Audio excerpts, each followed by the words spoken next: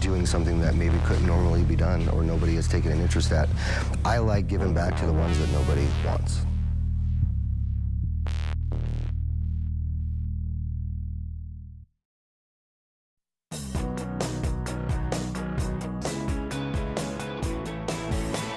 Let me introduce myself to you.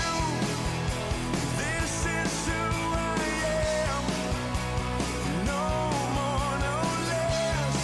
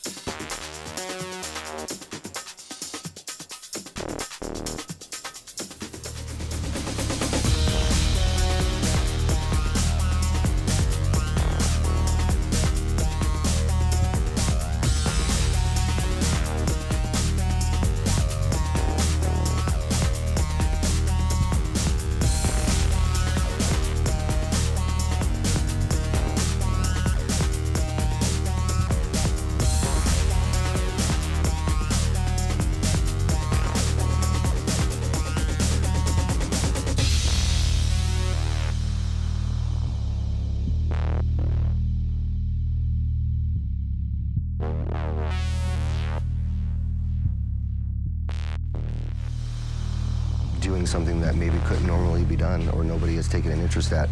I like giving back to the ones that nobody wants.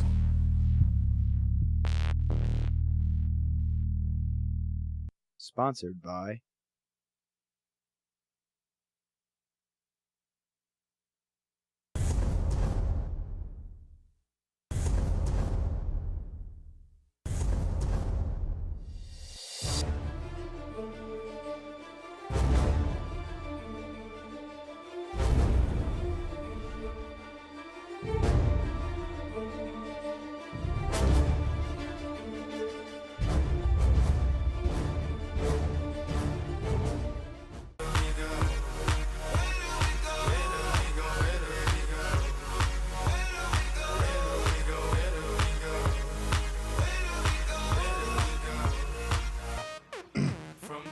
Welcome to Seeing the Need, Finding the Solution. I'm your host, Phil McIlveen. 2012, Where Do We Go From Here campaign, understanding health disparities, understanding how to treat the whole person with a focus on finding the solution and with integrated health solutions. Privilege and an honor to welcome my guest, Mr. Ted Williams, CEO of Arizona Behavioral Health Corporation. Good morning, Phil. Welcome, Ted. Ted, a little bit of background. You've been involved in quite a bit for quite a while, so give the viewers a little bit of background about yourself. Well, in the public sector, the public health sector, I've been the director of the Department of Health Services for many years. I also ran Maricopa County's hospital, clinics, environmental systems for many years. So I spent a lot of time on the public sector. I've also been involved in the private sector, running hospitals also with Baptist hospitals and health systems. So. Okay, and within that element of the behavioral health system, Arizona Behavioral Health Corporation, there's also a government side of that too, is there not, that you have advocacy and different stuff like that? Yes, we also run a foundation. There is a foundation for behavioral health, and that is designed to provide advocacy for people in the behavioral health system. We also provide various supplies, what we call startup kits for folks going into housing. And of course, we've also over the years given away over $1 million to various other agencies to look at some systemic change ideas to make the system better. So you give away or have over $1 million. Mm-hmm. You also have needs as well. That's correct. So you're in that housing element, being able to house people who need it. People that obviously need housing, they need blankets, they need beds, they need dishes, they need pots, pans, all the stuff that normally we clutter up in our homes and have way too much of, and probably even have extra in our little storage room too. I know I do, so I'll take first accountability of it. Give us a little bit idea about the housing and what that involves in from your angle. What we actually deal with, we have some 1,600 people in Maricopa County in housing from Apache Junction, from Apache Junction all the way to Wickenburg. These are individuals that are homeless, that have been homeless. They are all have a diagnosis of serious mental illness. They're all in the behavioral health delivery system. So these are folks that historically have been very difficult to house. But of course, if they're not housed, they wind up in jail, they wind up in the emergency departments of hospitals, they wind up being victims of other types of assaults and so on. And the fact that we do have success in housing this segment of the behavioral health community has been exceedingly positive, because just think from just a normal medical point of view. If you're diabetic and you're homeless and you're out there at 110-degree temperature, how in the world can you be compliant with meds? And Sure. The same is true with behavioral health meds that are quite effective nowadays. If there's no place to actually keep your meds, if there's no safe place to be able to live, to eat, and you're mentally ill at the same time, it's horrific. So people wind up in jail and they wind up in emergency departments of hospitals. So what happens to the aspect where the person falls short, they wind up in the jail, they get released, say they've fallen out of the system, or maybe they've never even been in the system, and say they're seriously mentally ill, and what if they've been denied services? Is there any hope for them in any areas of that? There is hope. Today, Maricopa County Jail, which is the largest health facility, behavioral health facility in the state. The county jail is the largest mental health facility in the state, Really? which is Wow. amazing and unfortunate. But there is a very active program to connect folks that have mental health problems with community resources upon leaving. It's not perfect, but it's a long, long way from what it used to be, and that helps people from falling through the cracks and helps people from, winding up coming back again for some infraction. I mean, we're talking about infractions, not just, not stealing, not assaults and battery. We're talking about trespass. People that wind up sleeping in the wrong space or relieving themselves in the wrong place. So a lot of these are very petty things, but they still wind up in the criminal justice system. So they need an attorney. They need a county attorney's office needs to be involved. The judge needs to be involved. The health system. So providing appropriate services reduces all of that otherwise governmental expense. And we'll be having some legal aspects coming on the show later on during the campaign. But I read a story. I did some research in reference to a gentleman who suffered from serious mental illness, and he was being very loud in a store.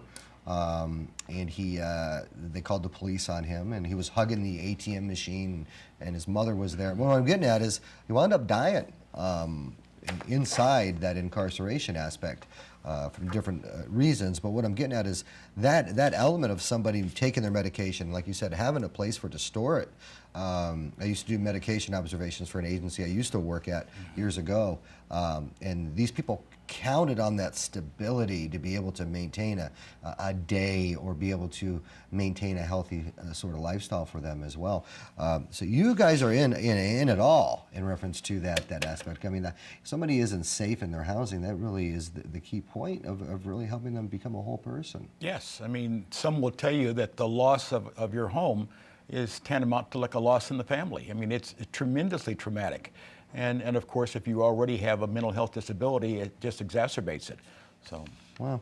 Okay, let's talk about the information systems a little bit.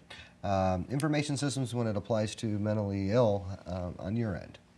Well, what we're interested in, many years ago, our agency partnered with Jewish Family and Children's Services to actually start building a more sophisticated information system for people in the behavioral health system. And there are a myriad of different products and systems out there, and of course some are quite primitive and some are getting to be more sophisticated. And while it has worked, what we're seeing is the transition to an integrated behavioral health system, integrated with normal acute care, where you'd have a PCP or a primary care physician along with the mental health services. Well, the two systems don't tie together nicely from an electronic medical record point of view, from just a coordination of care point of view.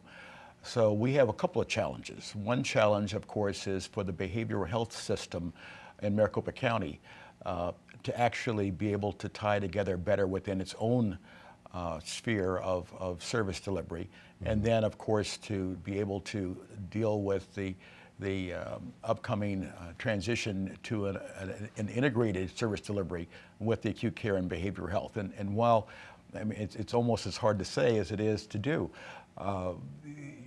Nowadays, if you go to a PCP, a primary care physician, and your physician thinks you have some type of heart problem, they'll refer you to a cardiologist.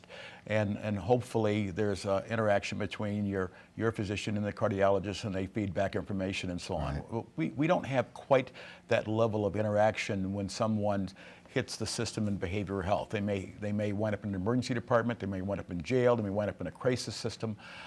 They may be initially seen and a plan actually developed for them, and they may be referred to another agency and another agency to specialize precisely in what they're dealing with. It may be a combination of substance abuse and mental health. But in order to treat the whole person, we have a data system, or a lack of a data system, to actually ensure that there is a good coordination of care.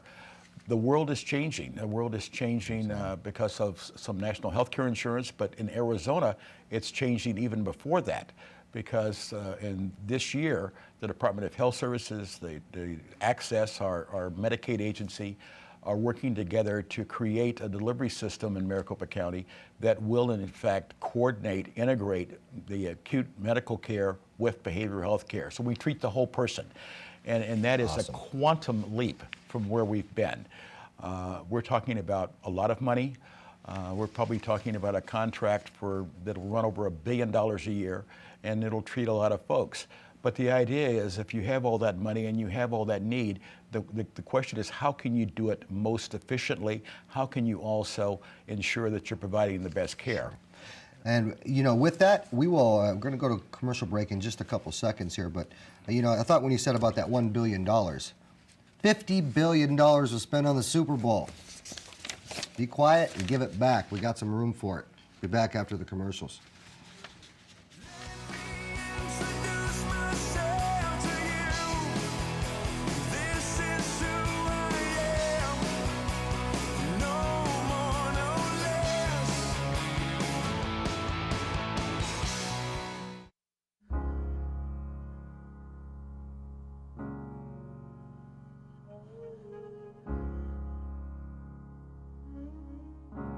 Spend all your time waiting for that second chance, for a break that would make it okay. We are 100% committed to preventing suicide. To feel not good enough. We represent 100%. We represent 100%. We represent 100%. We represent 100%. Oh, beautiful release. Memories. There's no stigma or discrimination against the heart, the liver, the kidney, even the gallbladder. Doesn't even have a job. Yesterday, depression was kept in the dark, And bipolar disorder was your best friend's mother's problem. but the tide is turning. We're stopping the stigma. We're coming out. Our goal is to make the discussion of mental dis-ease cool and trendy. No kidding? Me too. No kidding. Me too. No kidding. Me too. It's time we gave the all-American brain some peace of mind. Living with mental illness is a challenge, but it makes me stronger. Some would say I'm crazy. I would say I'm enlightened. Some would say I have a disability.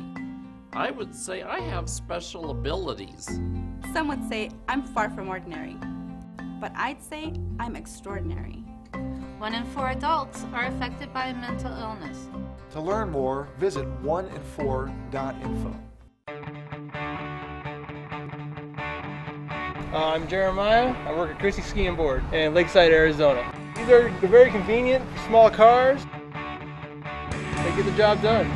I always go skiing, but I didn't have something like this. Convenience, speed. You have your kids in the back, right? But you're still able to carry your skis, carry your board, whatever you want, while still having your kids in the back. Get it? It gets the job done. Absolute Computers, building networks and community business relations with technology of on-site repair and support by providing reliable, better networking and business solutions. Located at 9210 West Peoria. Absolute Computers. Visit absolutecentral.com.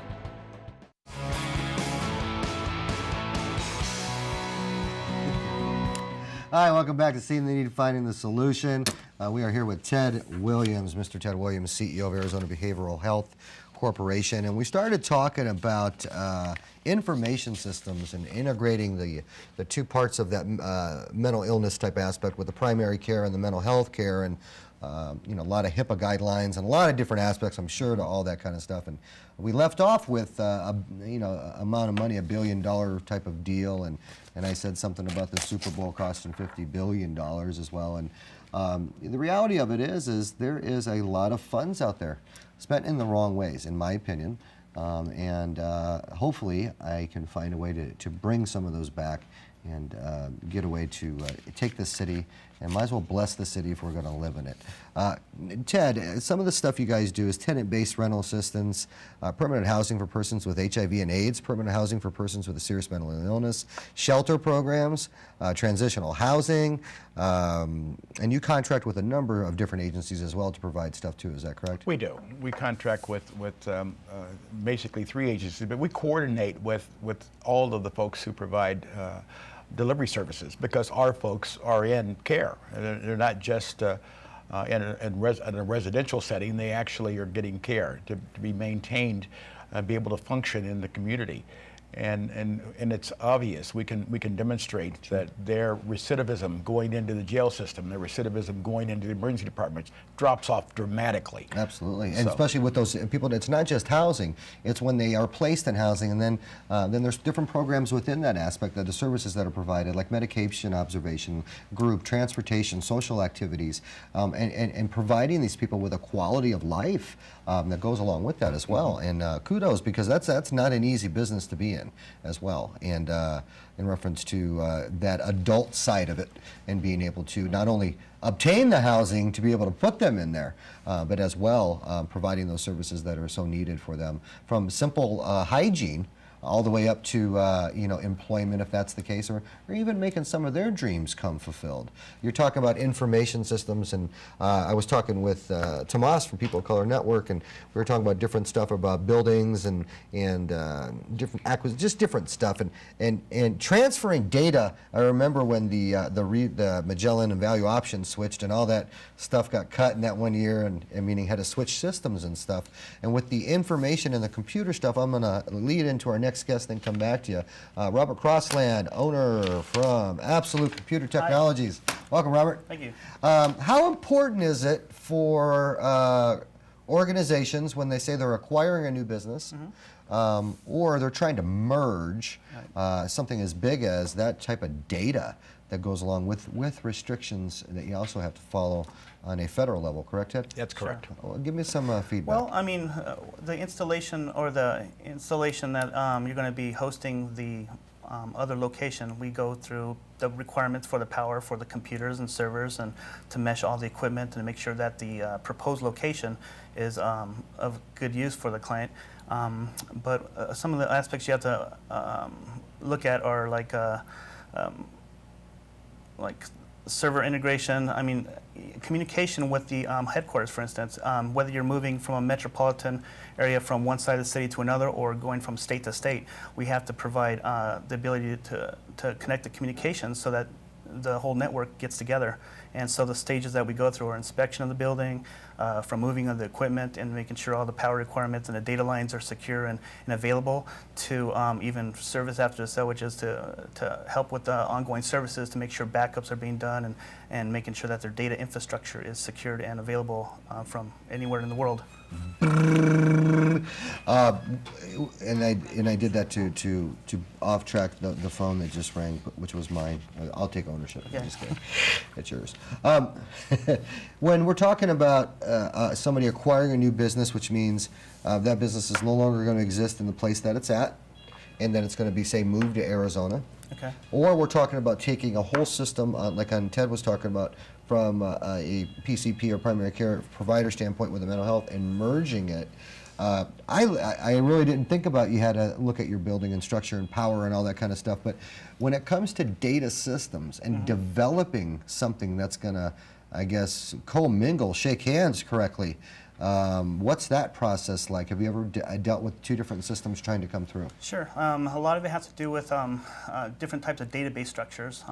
Typically, companies utilize a common platform like SQL or so, which means they're using a common platform that houses all the information and all. When you mesh two types of environments or software together, you might have to undergo moving or migrating data from one portion to another so that the system can be complete and work as one. So you might have two distinctly different software programs that mesh together to provide like a global care or something that gives you one platform that everyone gets utilized after that. That happens during acquisitions of companies from other departments or just all out combining resources. So Ted, on your end, and you, like I said, you have definitely a lot of experience. Well, that's probably the most important part. When you're trying to merge those two aspects together, of the mental health side and the physical health side, what are some of the challenges you guys have come across in reference to that? Well, we're actually looking at trying to merge the operations from a patient record point of view of about 90 different agencies. So it's a bit of a Herculean task, but we're looking at building what's called an HIE, a Health Information Exchange. These have been in place in Arizona already. I mean, some of the larger hospital systems are using them. One would hope that there'll be a statewide HIE, but they're also specialized. And what we hope to do is to provide that type of conductivity, that type of electrical medical record, the computerized medical record that's available so a person can be tracked. So you can also check the labs, you can check the hospital utilization. You can even check whether or not they're in and out of the criminal justice system. So when treatment is being provided in one part of the delivery system, that can be built on and coordinated instead of people starting, or an agency starting from ground zero. And that's just the behavioral health side. The reality of life is, and then you add to that the acute care, the medical side of the delivery system. So we know who's on insulin, who has high blood pressure, and so the whole person can be treated. Today, we're getting better, but in some cases, information's being faxed. In some cases, it's electronically being moved. But there isn't a common way for the system that's all funded the same way. I mean, that is a common fund source, but the distribution of how the service is provided can be quite different. So we really need to bring that under one system of care so it can be coordinated. And what an eloquent way, one difference between me and most of my guests, what an eloquent way to say it. Everybody's now working together. I mean, the reality of it is you take somebody like People of Color Network, somebody like yourself, Magellan, Impact Suicide, your neighborhood health care center, all these different people and for-profits and Room Store and Walgreens and all these people that are jumping up to the table on things and trying to make a difference and say, hey, let's work together as a team. And that's really integrated health. It's about pulling all those elements together. And how I can't help but the stigma of what it's like trying to get different hospitals and physicians. And I thank God there are some people on board and people that are willing to jump out there. But how many people are afraid to jump in that because of what they're used to and being in the same thing, repetition thing over and over and over and over again. It's amazing how much it's needed, how it's funded the same way, but at the same time, how hard it is to get it complete. And you've been dealing with, what is, in reference to, is there, if there was one stigma you could, or a couple that you could put your finger on in reference to getting this done that would help this, maybe get it really kicked, what would it be? Well, of course, education helps reduce stigma. I mean, you know, something is the race for the cure for breast cancer. Years ago, women were unwilling to talk about that. You know, HIV, I mean, again, people were unwilling to talk about that. But what happened is that you couldn't address the disease because people would not come out and learn and identify themselves as folks where you actually could control it. The same is true with mental health. I mean, people still are unwilling to talk about family members, whether they think it's hereditary or whether they just are ashamed. A mental health condition is just it's your body. It's like a liver condition or a broken leg. I mean, we need to think of the whole body. You know, we've come a long way in providing services to people with mental health disabilities. And we can do things today that weren't even dreamed of, as far as balancing the chemical imbalance in the brain, for instance. So there's been a lot of progress, and there's going to be more. But in order for a person to actually be treated, they need to actually have support of their family. They need to understand what's going on, and they need to be in a system that supports that recovery. And you know, I love the public service announcement that talks about "No kidding, me too," and one of the phrases is that we're stopping the stigma. We're coming out, and the reality of it is trying to get mental illness to be cool and trendy, and give the brain some peace of mind. And that's what we're doing as a whole, and a lot of us. We're coming out. We're coming out to Phoenix, and coming out to Arizona, reaching out to different states and pulling it back here to try to make a difference. Aligning computer companies as well onto the team to give advice and give wisdom. Aligning different product companies as well. Campbell's I was talking about, put that pink ribbon on that can when you're talking about those stigmas, and $250,000 for first 30 days, second 30 days, doubled it, 500,000 in free media. And you know, you've seen pink around for a long time. And mental illness has kind of been the silent giant. For quite a while, and it's time to step up, let it out there, and Arizona is one of the leading places where the stats are a lot higher, as well as health disparities among the people with mental illness. Ted, you will definitely have you back on the show from Arizona Behavioral Health Corporation. I want to thank you very much for coming on. Thank you for the opportunity. Robert Crossland, Absolute Computers. This isn't your first rodeo on here. You'll be back on as well. And to the viewers out there, log on to aztv.com or Arizona Midday as well. Go to st@az.tv, and you'll see a little bit of more information on what we're going. Go to peopleofcolornetwork.com. You can go to azabc.org, absolutecomputers.com, and a whole bunch of other stuff. We're coming after you. See you next Sunday.